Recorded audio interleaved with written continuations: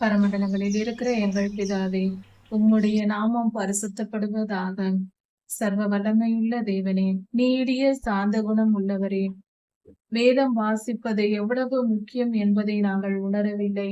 வேதம் ஒழுங்காய் நாங்கள் வாசிக்கவில்லை, அதிகமாய் ஜெபிக்கவில்லை. கடைசி கால ஆபத்துகளிலிருந்து எங்களை காத்து கொள்ள எங்களை நீர் எப்பொழுதும் ஜெபிக்க சொன்னீர். ஆனால் நாங்கள் ஒருபோதும் ஜெபிக்கவில்லை. இப்படிப்பட்ட எங்களுடைய நிர்விசாரங்களை மன்னியும். நீர் நீடிய சாந்த குணம் உள்ளவராயிற்றே.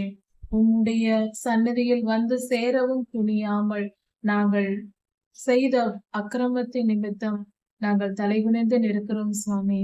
எங்களை மன்னியும் சுவாமி. உம்முடைய சாந்த குணத்தின் நிமித்தம் வந்திருக்கிறோம்.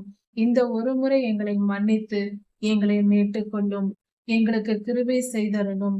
நாங்கள் தினந்தோறும் ஜெபிக்கவும், உம்முடைய திரு வார்த்தைகளை, வேத வசனத்தை படித்து தியானித்து புரிந்து கொண்டு கீழ்ப்படிந்து நடக்கவும் எங்களுக்கு வாய்ப்பை தாரும்.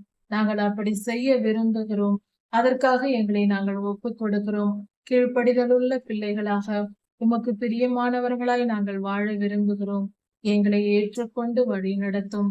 சர்வ வல்லமையுள்ள தேவனே, எங்கள் மேல் கிருபையாய் இருந்து காத்து கொள்ளும்.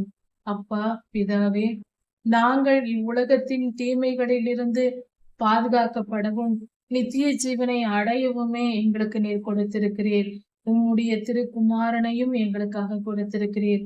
உம்முடைய திரு ரத்தத்தை சிந்தி உம்முடைய திருநாமத்தை தந்து எங்களை நீர் ஆசீர்வதித்திருக்கிறீர்.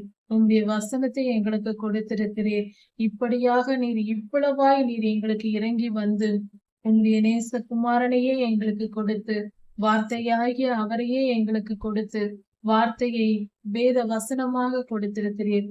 ஆனால் அதன் அருமை புரியாமல், உணர்ந்து கொள்ளாமல், ஏதோ ஒரு புத்தகம் போல நாங்கள் நினைத்து வருவது எங்களுடைய அறியாமையும் எங்களுடைய முழு முட்டாள்தனமுமாய் இருக்கிறதப்பா. எங்களை மன்னியும். உணர்வுடையவர்களாய் எங்களை மாற்றும். அன்பின் ஆவியானவர் தாமே எங்களை ஆரோக்கிய செய்யும்.